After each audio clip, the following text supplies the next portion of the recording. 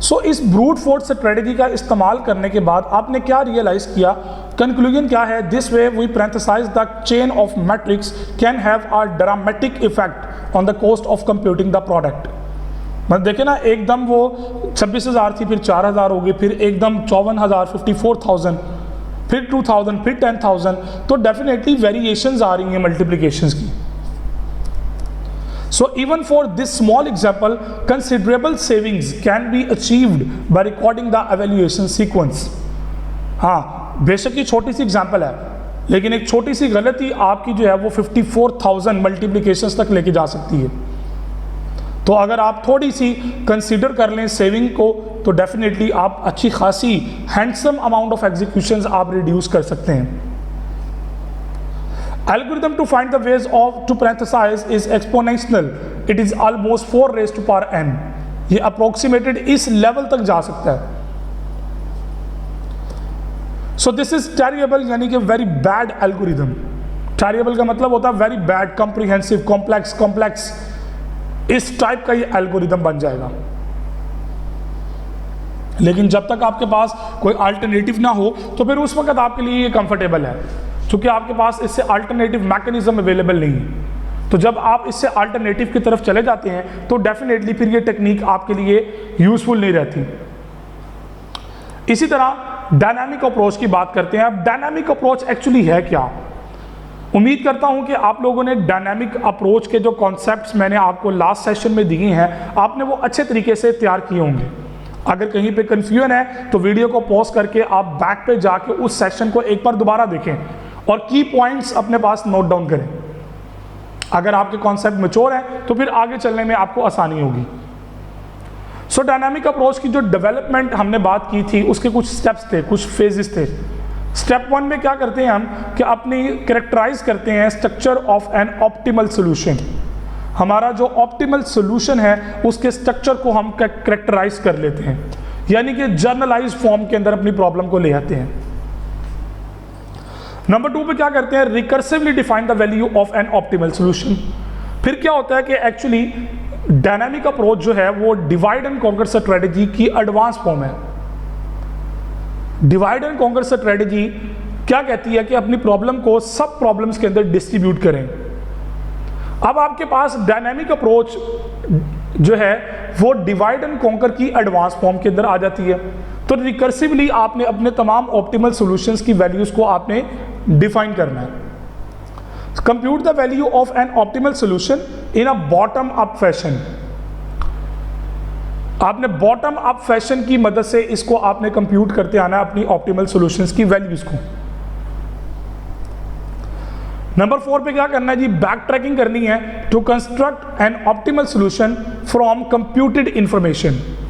कि आपने जो इंफॉर्मेशन कंप्यूट की हुई है उसमें से आपने बैक ट्रैकिंग का इस्तेमाल करते हुए आपने अपने ऑप्टिमल सॉल्यूशन को रेडी करना है। अब बैक ट्रैकिंग यहां पे क्या है कि ऊपर से टॉप से बॉटम जिस तरह आए हैं, इसी तरह आप बॉटम से टॉप की तरफ जाएं। That is your backtracking. So उसके बाद अब ये एक 4 स्टेप के ऊपर डिपेंडेंट आपकी डेवलपमेंट है डायनामिक एल्गोरिदम की। अब इस डायनामिक अप्रोच को आप जब अप्लाई करेंगे तो डेफिनेटली मैं एक बार समराइज कर दूं कि पहले आप कैरेक्टराइज करेंगे अपनी ऑप्टिमल सॉल्यूशन के लिए, फिर रिकर्सिवली आप ऑप्टिमल सॉल्यूशंस डिफाइन करेंगे, फिर आप कंप्यूट करेंगे वो वैल्यू ऑप्टिमल सॉल्यूशन के लिए बॉटम अप अप्रोच के अंदर, और फिर बैक ट्रैकिंग की मदद से आप क्या करेंगे, कंस्ट्रक्ट करेंगे an optimal solution from computed information.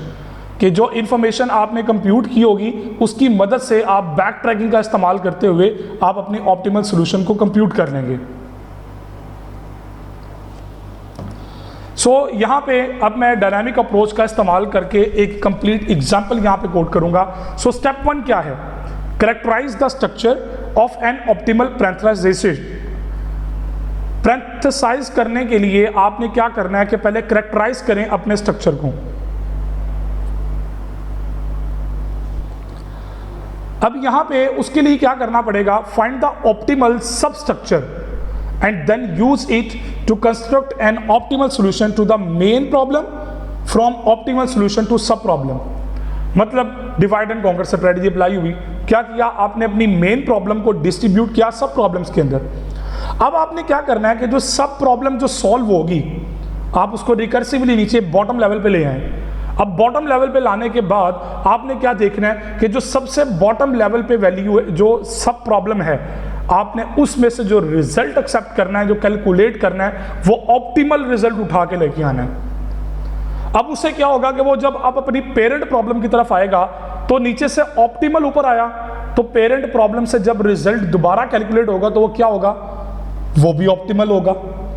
And similarly आप उसके पेरेंट पे जाएं तो फाइनली जब आप रूट पे पहुंचेंगे, अपनी मेन प्रॉब्लम पे आएंगे, तो वो भी आपका जो रिजल्ट वहां से कैलकुलेट होगा बैक ट्रैकिंग के जरिए से, वो क्या होगा, वो भी ऑप्टिमल होगा।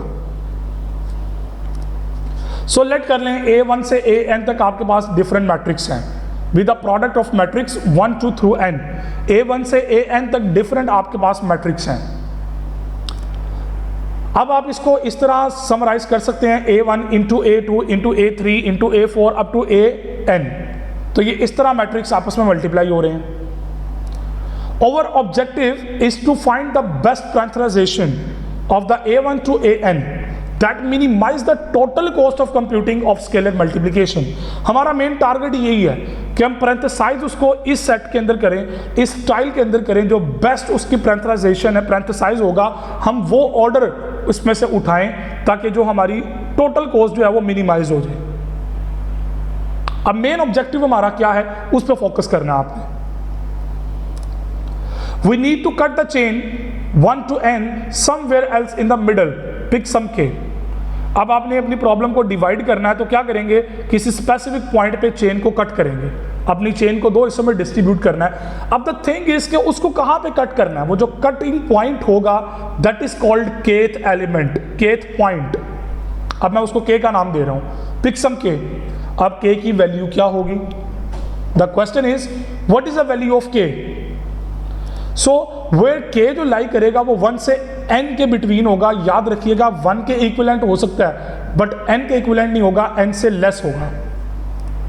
सो कंप्यूट करेंगे। अब आपके पास आपकी चेन दो हिस्सों में डिस्ट्रीब्यूट हो चुकी है। फर्स्ट कंपोनेंट है A1 से AK तक and the next one component is called AK plus 1 to n। आपने एक चेन थी, एक चेन को एक पॉइंट से काटा, वो पॉइंट K है, तो अब K पॉइंट पे जब कटिंग की तो 1 से K and K plus 1 to n, तो ये दो हिस्सों में आपकी चेन जो है वो कट हो चुकी है। एक को नाम दे दिया B का, एक को नाम दे दिया C का। फाइनली क्या करेंगे, B और C को मल्टीप्लाई करेंगे। उससे क्या होगा कि आपकी total cost A1 to AN calculate हो जाएगी। सो अभी K को हमने हिडन रखा, K हमारा क्या होगा अभी उसकी बात हम करते हैं।